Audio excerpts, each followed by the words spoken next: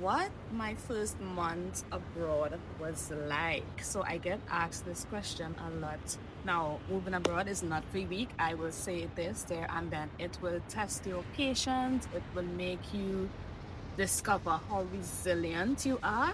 It's not for the week. So when I first made my move, I left from Trinidad to Spain, Madrid in particular. I spent a week at a hotel, and first things, it's like the time zone difference, it took me out.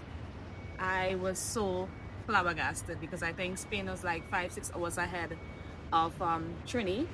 I slept a lot, and every morning I got up, it was a reality check. Like, okay, this is my life now. This is not vacation where I need to, try to see, okay, what I'm going to do today, what I'm going to do tomorrow to make the best of my time. I needed to literally talk myself into relaxing, enjoying the moment, and just taking it one step at a time. Then after that week, I moved into shared accommodation or shared space where I was basically paying for a room, and it's like a house, and I shared space with 8 other individuals. Now these persons were students as well.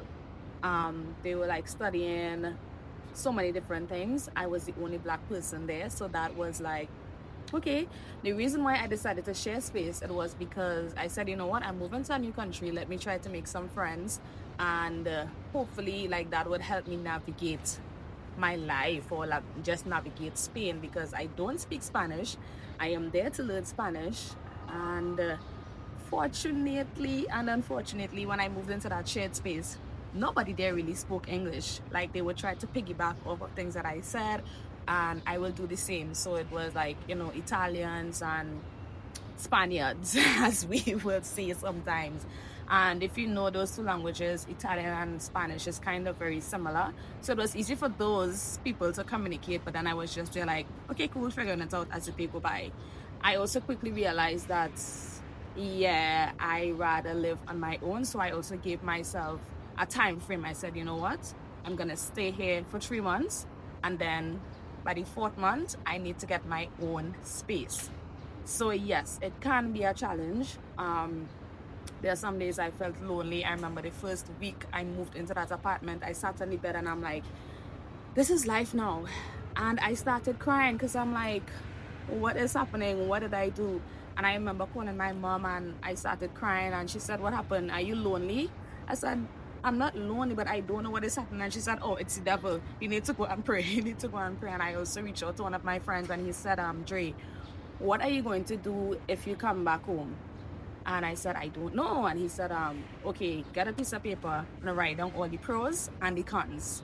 What are the pros of you coming back home? What are the cons? What are the pros of you staying out there? What are the cons? And if the pros outweigh the cons, you need to suck it up and figure it out.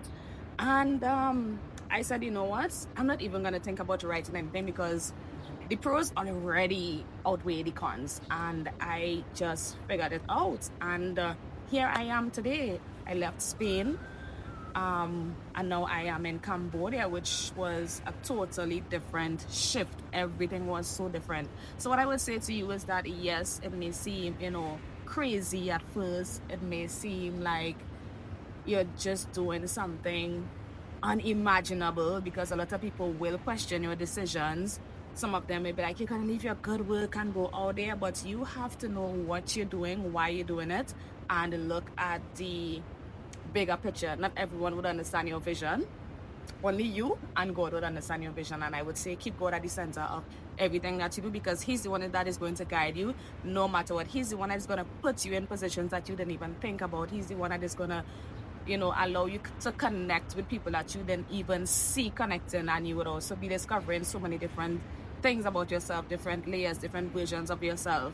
So just be bold, be brave, and be resilient. And again, if you need any assistance, or you need someone to talk to or guide you along with your migration journey, feel free to reach out to me, and I am here to work with you, because I've been there, done that, kind of still doing it. But yeah, I'm here.